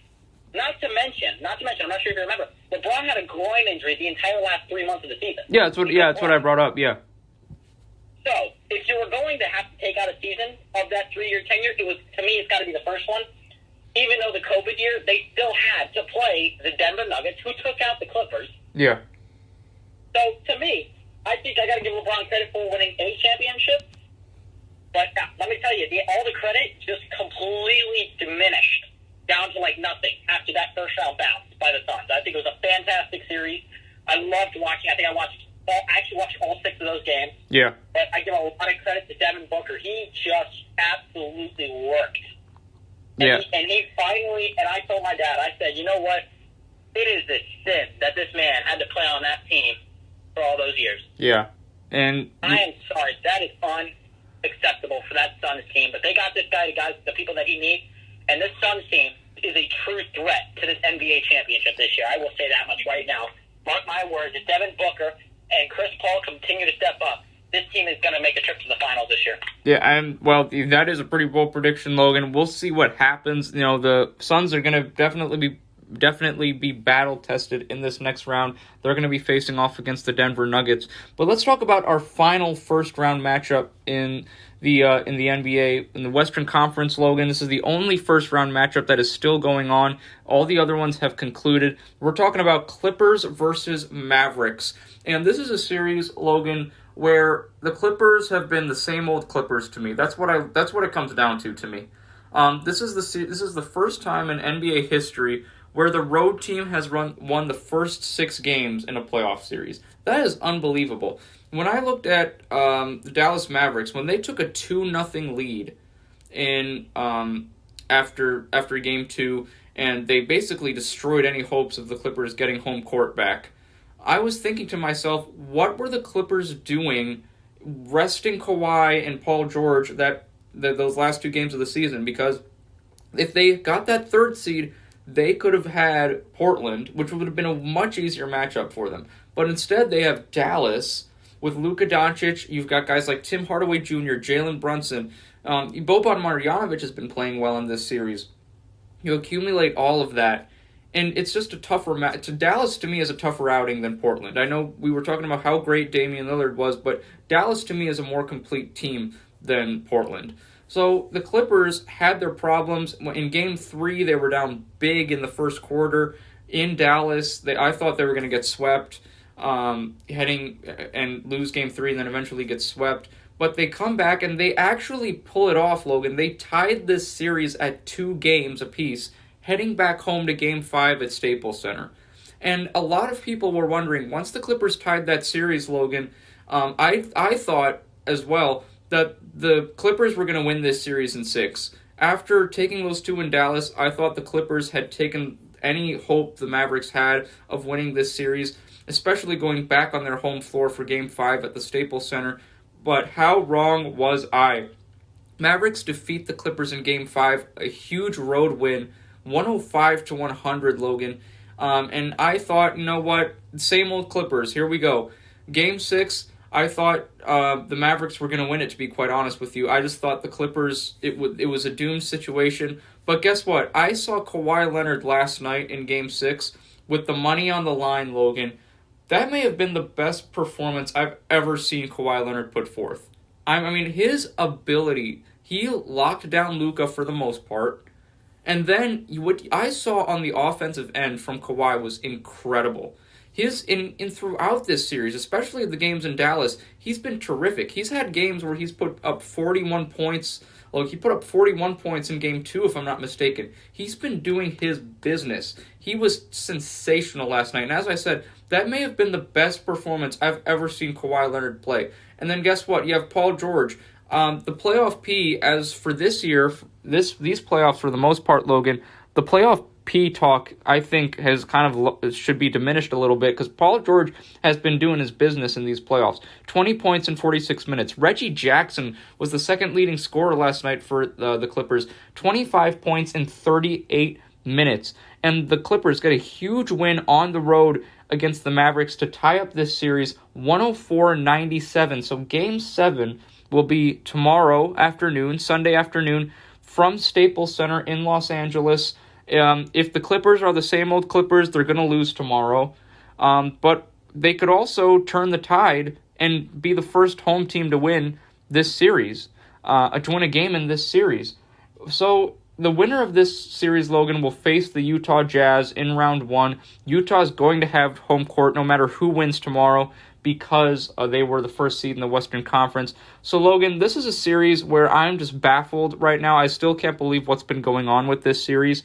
So what are your thoughts on this Clippers-Mavericks series, and who do you think is going to win Game 7 in L.A.? Well, you talked about, I'll start off with the playoff P comment, because that's the one that's kind of sticking with me right now. I mean, playoff P. It's definitely not as awful as it was last year, I'll say that much. But it still hasn't been Paul George, in my opinion. Paul George, before playoff P last season, was quite a good playoff performer. He had done his business. He was up around, I believe, almost 30 points a game in a lot of playoff series. He had done a really good job out in Indiana. He had brought them to an Eastern Conference Finals, I believe, in 2012, was it? 2013, maybe? And he was doing his work. Yeah, 2013, 2014. Yeah. 2014, yeah. Yeah. So he's played better. Like I said, he played better. I cannot deny that. But he still hasn't been Paul George. And I think that's a huge reason why the Clippers have struggled mightily in this series. I will have to give credit to Kawhi Leonard. He has been perfect. He has been about as close to perfect as you can be. Kawhi Leonard has done his work. He hasn't played like he did against the Nuggets in the last 4 games of the series. He did his job. But can I just say, what scares me is that Luka Doncic, at 22 years old, is the best player on the court. Yeah. They can't guard him. They can't guard him. He is the best player on the court. I don't care how many points Kawhi drops. Kawhi could drop 60. Luka's still better. Luka will find a way to be better than Kawhi Leonard. I don't think Luka's better than Kawhi Leonard, though. I think that's taken a little too far. Oh, no, what I mean is performance-wise. In this series, performance-wise, yeah. He's played better. But let me tell you, next preseason, depending on how the rest of this postseason plays out, there might be some conversations where Luka Doncic is getting to that level. There might be. Because I'm telling you right now, this kid is a bucket. Yeah. He is unreal. I was talking about Jason Tatum. I'll tell you this much. Damian Lillard is amazing. He really is. But I'm to the point right now, and it might just be me. I'm to the point right now where I might just want Luka Doncic over Damian Lillard. Nah, yeah. You might be a solo act on that one, Logan. I am really close. I'm telling you, this kid, I'm not going to lie. I know it sounds crazy. This kid is real. He is. Yeah, absolutely. I know. He is just unbelievable. I got to give him credit. The Mavericks have had guys step up. Kristaps Porzingis has played quite bad this postseason. He hasn't been very good. Oh, yeah, he's been horrible. Yeah. He's been awful. Boban Marjanovic is basically the second best performer. Let's be honest. Really. But Tim Hardaway Jr. Tim Hardaway Jr.? Yeah. I mean, come on. Yeah. He's beating the Clippers. Yeah. I don't care how bad Kawhi's playing. I don't care how bad PG's playing. They got guys. Reggie Jackson had 14 points in the first quarter yesterday. Yeah. But the Mavericks team was still in it. Luka Doncic had nerve damage in Game 3. He couldn't lift his neck. And he still dropped 42. Yeah. I don't even, I'm sorry. This kid is mind-boggling. I'm going to go Mavs in Game 7. I don't know how this kid's going to lose. I don't see it happening. Yeah. And, and like I said, that Kawhi performance yesterday was really what stuck in my mind for the most part. He was getting to his spot, doing whatever he wanted. His handles, too, Logan, are looking a lot better. He's really been more complete on the offensive end. But, again, defense is really what's going to be what dictates Game 7. And that'll be tomorrow at 3:30 p.m. Eastern Time from the Staples Center. Logan, you've got the Mavericks, and guess what? I'm going to do this. I'm going to go with the Clippers tomorrow in Game 7. I think that they are going to figure out a way to defeat this Dallas team. We're going to see if this Clippers team truly has the mental toughness that they all advertise that they have. Marcus Morris, Kawhi Leonard, Paul George, do they have the mental toughness to get out of this series and head to Salt Lake City to face the Jazz? I believe that they do, and I think that they're going to win Game 7 tomorrow and defeat the Dallas Mavericks. Well, Logan, that concludes round 1 of NBA playoff talk, and we're going to look at round 2 a little bit here. We already have 3 matchups out of the 4 that are ready to go for the second round. Let's start with Bucks Nets. Game 1 of that series is today at 7:30 p.m. So we talk about this. You were talking about Giannis, Logan, and how great he's been in this postseason thus far. The Nets took care of their business against the Celtics. This is really going to be a very interesting series because the Bucks defense is something that really has been a problem for teams. And then their shooting, this is the best I've ever seen the Milwaukee Bucks be able to shoot the basketball. And then you add the talents of Giannis Antetokounmpo. This is going to be a tough Bucks team to deal with the addition of Drew Holiday to create that big 3 with Giannis, Middleton, and now Drew Holiday. But the Nets and their offensive firepower, and especially the fact that they have home court in this series, that's definitely going to be an interesting factor as well. So, Logan, what are your thoughts on this series, and who are you going to take? I'm going to take Nets in 7 games. I think this Milwaukee Big 3 to me is for real, but I think the Nets offense is going to overpower the Bucks. So, what are your thoughts on this series, Logan, and who do you think is going to win? So I definitely agree with you that it is going to be a really, really good Bucks team. It's going to be really tough to deal with. And I'm going to go similar. I'm going to make a statement similarly to what I did in the Lakers-Suns series. And aside from Game 5 and 6, the games were all close. All of them were within like 15 points. Yeah. So they were all close games. I'm going to say this. I'm going to take Nets in 6. Okay. And I think the games are going to be battles. And here's the reason that I won't give them 7. All right? The issue that I have with this Bucks team, they have a lot of they've got one really, really good late-time finisher. Think about it. Chris Middleton can finish late games. Yeah. Nobody else has that ability. Drew Holiday is inconsistent offensively. He's a lethal effort defensively. He's amazing defensively. But he's not that guy offensively. No one's going to ask him to hold the ball at the end of the game. Giannis doesn't really have a jump shot. But it's not that bothers me. It's not the fact that he can't shoot 3. It's the fact that he can't shoot free throws. Game 1 in Miami, I will refer to. If anybody who watched the final 5 minutes of that game, Giannis was abysmal from the line. Awful. Yeah. He couldn't shoot the free throw to save his life. And to me, that is going to be the deciding factor in this series of whether it goes 6-7, whether the Bucks even have a chance to win this series. I don't think the Bucks are the second best team in the East. I'm going to go with the 76ers. I mean, even though Ben Simmons struggles, I'm still going to go with Sixers because their best player can shoot, and so on the beat. He can shoot. Yeah, but he's injury prone. He is. Anthony Davis. Yeah. And I had them go to the championship. So, I will say this much. The Bucks are going to be a tough team. There's no doubt about it. But Giannis' inability to shoot from the line is going to derail this team, similarly to Ben Simmons. I'm not saying the Sixers are going to go win a championship. I'm not. Yeah. But comparably speaking, I would much rather take the Sixers than the Bucks because of the simple fact. Chris Middleton is comparable in most instances to Tobias Harris. Very comparable. And I would take Ben Simmons over Jrue Holiday.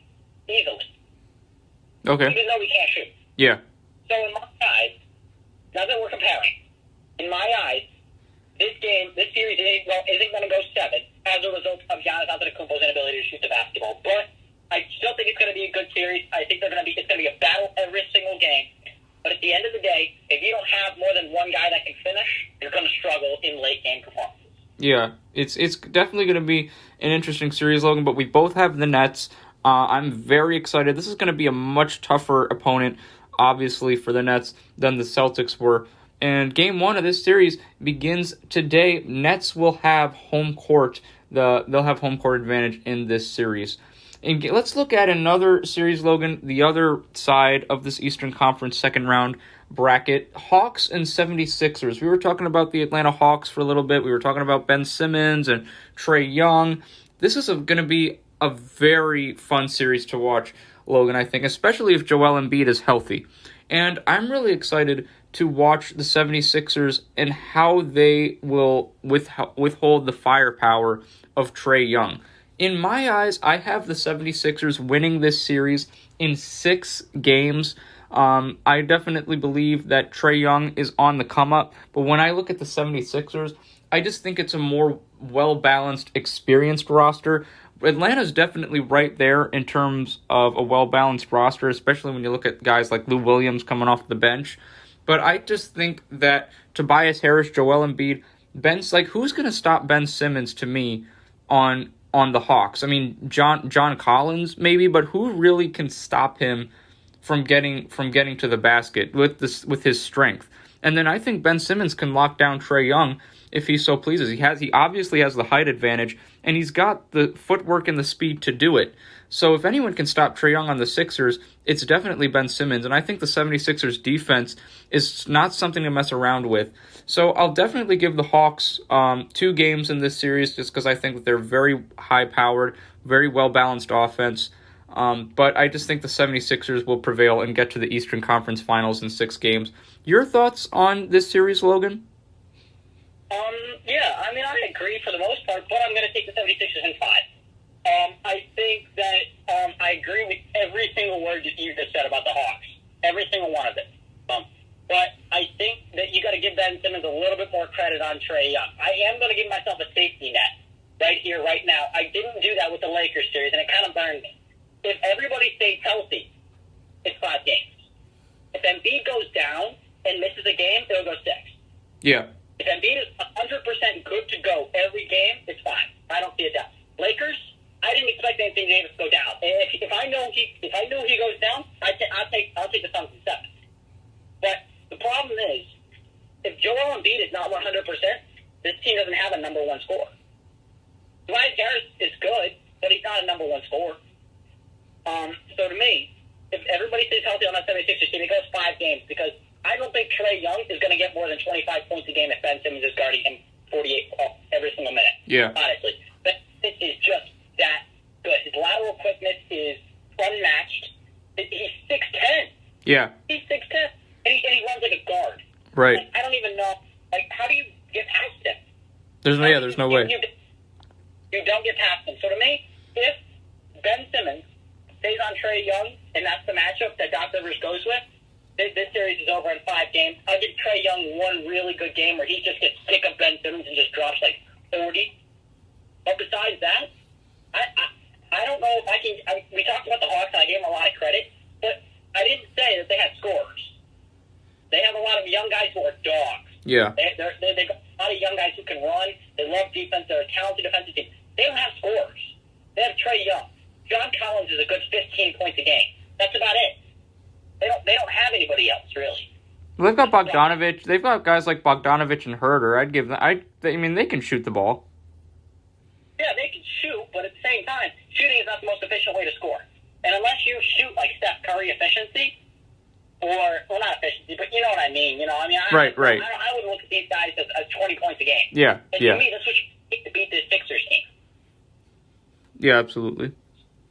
So at the end of the day, it could go 6 if Embiid is not 100%, but assuming everybody is 100, I go 5 games for the Sixers. Yeah, and we both have Sixers winning this series, Logan, but that doesn't mean it's not going to be an intriguing series. I definitely think the Hawks can win some games in this series if Trae Young finds a way to get past Ben Simmons on the defensive end, but that is certainly a challenge in itself when you have Ben Simmons being considered for Defensive Player of the Year. Let's look at our final matchup in these NBA playoffs thus far, because we don't know who the Jazz will be playing, because they'll be playing either the Clippers or the Mavericks. Let's look at this Nuggets-Suns series in the Western Conference. This, to me, I think, Logan, you could say is a battle of two of the deepest teams in the NBA. When you look at what the Denver Nuggets have coming off the bench, they've got guys like JaMychal Green coming off the bench. If Will Barton was healthy, he would come off the bench. You've got guys like Facundo Campazzo. Jokic is doing his thing as well. Aaron Gordon, I was talking about him as well. You look at the Phoenix Suns as well. They have a deep roster as well. It's not just Booker and Chris Paul. You've got guys like DeAndre Ayton, Mikal Bridges, trying to think of some other names. Cam Johnson, Cameron Payne has been lighting it up. We didn't even mention Cameron Payne against the Lakers. He was terrific in that series, so he's going to play great in this upcoming series against Denver as well. And I'm very excited to watch this Nuggets-Suns game because I just think these are two of the deepest teams in the league. I'm going to go on a limb here. I'm going to say Suns in 7, Logan. This is just a series to me where both teams are going to match each other offensively. To me, defensively is where this series will be decided. So I've got Suns in 7. What are your thoughts? I'm going to flip that. I'm going to go Nuggets in 7. Okay. And my reasoning, I think it could go either way. We all know Game 7. To me, Game 7 is when the best players got to perform. If you don't perform in Game 7, you might as well not show up. Right. So, to me, the reason I got Nuggets in 7 is this particular reason. I think it's worth mentioning. We didn't talk about this when we were talking about the Blazers and the Nuggets. I forgot to mention it, but Michael Porter Jr. Yeah. Wow. He had 26 at halftime. Yeah, he was amazing. He has been lighting up the numbers on the box score. He has been amazing in the absence of Jamal Murray, and I called it out. I said, you know what? I still like this team because of Michael Porter Jr. I think this guy will step up. His numbers have been amazing. I think he's going to be very, very good when it matters. Mm-hmm. And he has been.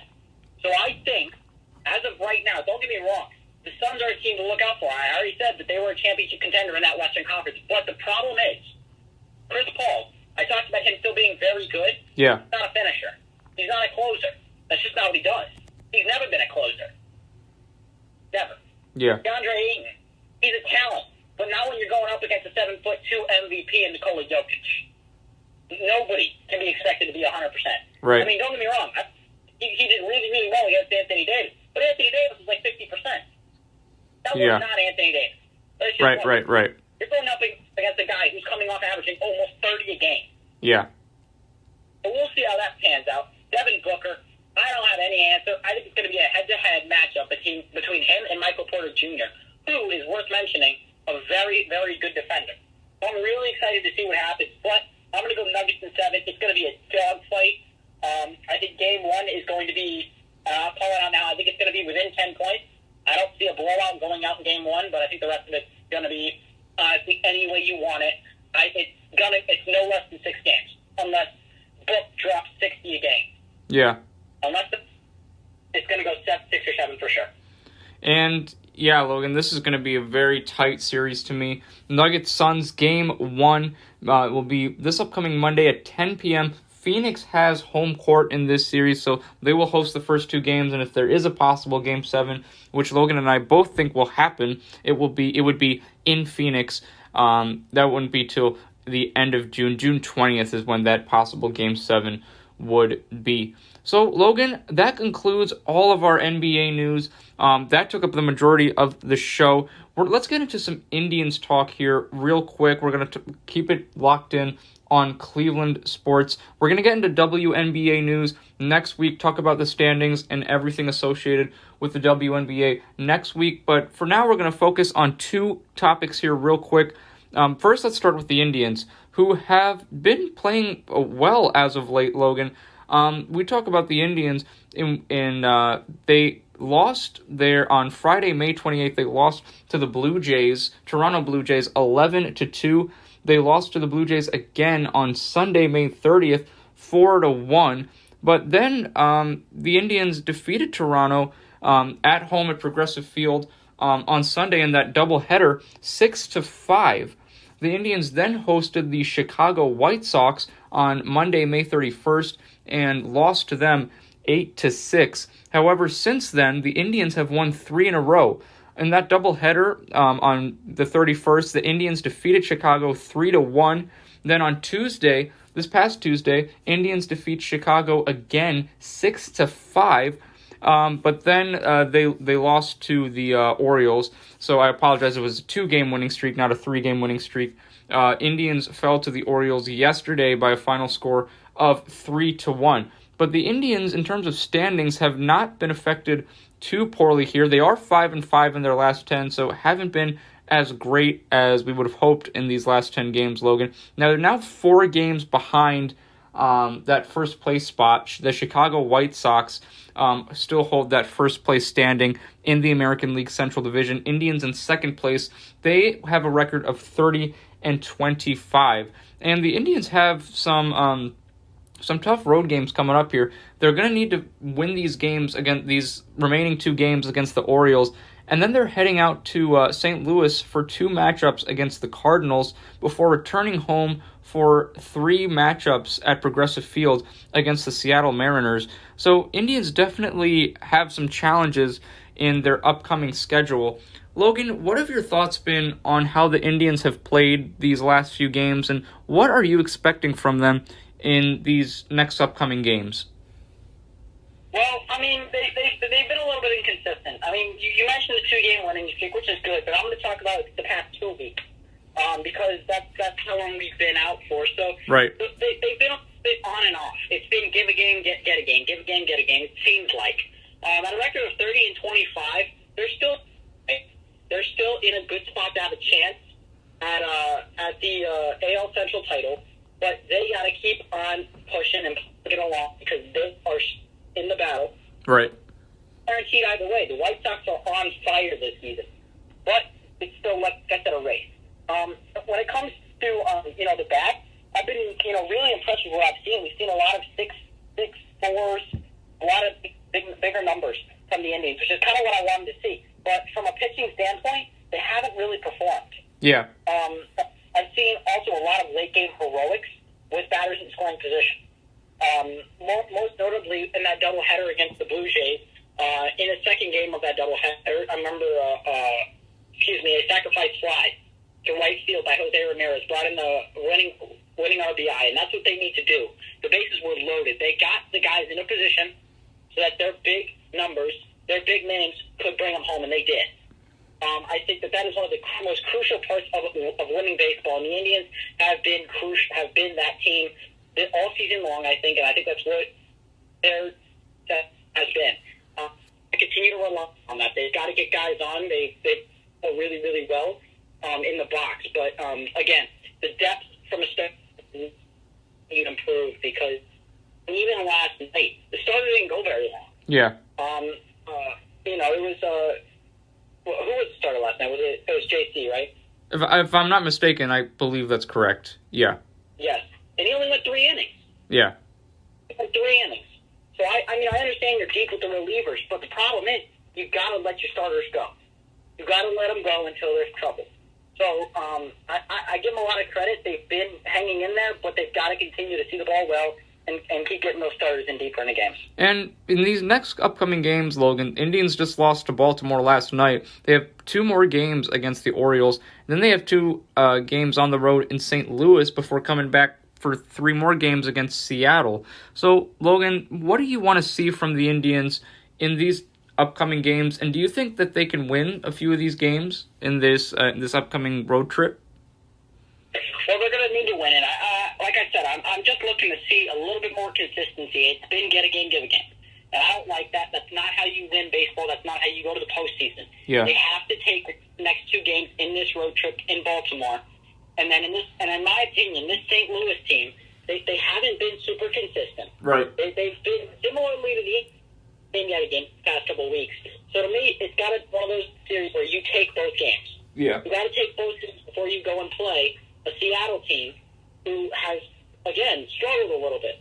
So I think you've got to get these last 2 games for confidence. But I'm really looking forward. I think they need to win at least 3 of the next 5. Yeah, it'll definitely be intriguing to see where the Indians go and what they can do on this road trip. Don't forget, fans, today, Indians playing the Orioles at 4:05 p.m. in Baltimore. Indians will face the Orioles again tomorrow afternoon at 1:05 in Baltimore to conclude that 3-game road trip. Indians then head out to St. Louis for 2 games before heading back to Progressive Field for games against the Mariners and the Orioles. The Indians will then head out to Pittsburgh closer to the end of June for matchups with the Pirates. Logan and I will get into those matchups in our next episode of the podcast. And Logan, I really appreciate you hanging on with me today. I know it's been a much longer episode. We had all the playoff breakdown and everything. We have one more topic of discussion that was intriguing to me, and it's about Julio Jones, Logan. The wide receiver for the Atlanta Falcons has stated his displeasure in being with the franchise, and this is a guy who last year did have 3 touchdowns, 3 receiving touchdowns. That's the lowest it's been for Julio Jones since 2017. Now, he's had a terrific career with the Atlanta Falcons, and Atlanta has had such a high-powered offense these last few years in the NFL. Their defense has been suspect at times, though. So when you look at the Julio Jones situation, Logan, where do you think would be the best place for him if he doesn't continue his career in Atlanta? Because it seems that he's not pleased with being there anymore. So what team do you think should definitely consider making a run at signing Julio Jones? Well, I think there's 2 marquee things that Julio Jones should have on his bucket list when it comes to teams. I'm not going to give you any particular teams because I'm going to let your imagination choose a team based on these expectations I think Julio Jones should have. One, he's got to be looking for a team that can win a championship. He has to. Yeah. He's never won one, and I think that's got to be on his list of things that he has to do. Right. And then second, I think despite him being a very, very talented wide receiver in the NFL still at his age, needs to look for a team that he's not the marquee number 1 guy. He needs to find a team that has one other B+, A- level receiver. And as much as it pains me to say that, considering I am a Patriots fan, I think he needs to look for a team that will compete and him not be the only guy him not be the offense. So, an example. Cleveland, for one. Still a little excitement there. Cleveland is definitely a team that you could consider, just to give an idea. But those are the 2 major things to me that he has to look for, considering his age and his lack of a Super Bowl ring to this point. And do you think that Julio Jones, Logan, if he were to stay in Atlanta, do you think that the Falcons would have any playoff aspirations or even a chance to get into even like the divisional round or possibly the Super Bowl if he does stay with the Falcons? Well, I mean, if they keep Julio Jones, there's always playoff aspirations. I mean, when you have 2 very ultra-talented wide receivers, I mean, Julio Jones is obviously Julio Jones, and then Calvin Ridley had a really good year last year. Right. Matt Ryan is still playing all right. He's not Matt Ryan from 2 years ago, but he's Matt Ryan. The defense is semi-there. It's sort of there. You got Deion Jones. You got Grady Jarrett. You've got guys there. AJ Terrell in the secondary had a really good year as a rookie. And don't forget they drafted. You've got a decent running game. And don't forget too, they drafted Kyle Pitts. Don't forget about that as well. And you get Kyle Pitts, who could be one of the best tight ends in the NFL next year. Yeah. I'm just putting it out there. That's my big take for the NFL. We'll talk about that in a couple of weeks. But I don't know. I definitely wouldn't consider this team a Super Bowl contender. Yeah. We're still talking about the Packers here. We're still talking about the Packers. There's a lot of teams in the National League. And then let's assume they were to make it to the Super Bowl. You're telling me they're going to have a run-in with the Chiefs? Or the Ravens? Yeah, no way. Yeah. No. Yeah. No. So, to me, if they were to keep him, maybe they make it to a divisional round. Maybe. Yeah, and it's just not getting any farther than that. Yeah, the Falcons last year didn't have a particularly great season, and we'll see what happens with Julio Jones moving forward. And now the Aaron Rodgers rumors are starting to percolate now. So this is going to be a really interesting offseason, Logan, with the NFL season still a few months away, but still some spicy topics with the league. Well, Logan, that concludes our episode of the Cleveland Sports Show. Really appreciate you hanging in with me for a much longer episode. I really thank you so much for breaking down every single playoff matchup with me in the NBA, and then talking about some Indians updates and the Julio Jones trade rumors. I really appreciate your time this week.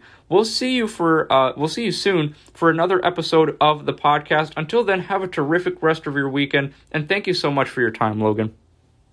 Thank you for having me. It's always a pleasure. And ladies and gentlemen, that concludes our latest edition of the Cleveland Sports Show. Thank you so much for hanging in with us. We had a much longer episode, but so much to break down. I wasn't kidding you when I said that we had a lot to discuss. And to access more of my work on NordoniaHills.news and with Nordonia Hills Media, head to NordoniaHills.news. You can find all of my work on the Contributors tab. My name is the second one down. You'll be able to find it there. Just click on my name and you'll be able to see all of my previous episodes to the podcast, articles I've written for NordoniaHills.news, and if you keep scrolling down, you'll be able to find some of the play-by-play broadcasts I did for Nordonia High School boys basketball. Had a terrific season this year with the Knights. They had some very talented players, so you're definitely not going to want to miss out on those games if you didn't get a chance to listen to them and watch them as well. You can also find all of my work on Twitter. That's right, just type in my Twitter handle @Nordonia Sports, or you can type in my name spelled DARAYUSSETHNA into the Twitter search bar, and all of my work will be is on my Twitter page as well. Links to the podcasts, links to the articles on Nordonia Hills News, and also videos of my broadcasts of Nordonia Hills basketball. You can also find all of my work on the Nordonia Hills News YouTube page. That's right. So if you're ever on YouTube, just make sure you go to the Nordonia Hills News YouTube page, and then you can find all of my episodes of the podcast on there as well. And finally, I am very happy to say that the Cleveland Sports Show, for about 2 years now, has been on Spotify. That's right. If you're on Spotify, just type in my name spelled DARAYUSSETHNA, and you will be able to get all of those episodes of the Cleveland Sports Show. Take the Cleveland Sports Show with you on the go. You can do that now wherever you are. It does not matter. As long as you have Spotify, then you have the Cleveland Sports Show podcast. Well, ladies and gentlemen, that concludes my latest edition of the Cleveland Sports Show. Thank you so much for all of your time this week. We'll see you soon for another breakdown of the NBA playoffs. Now we're getting to the second round.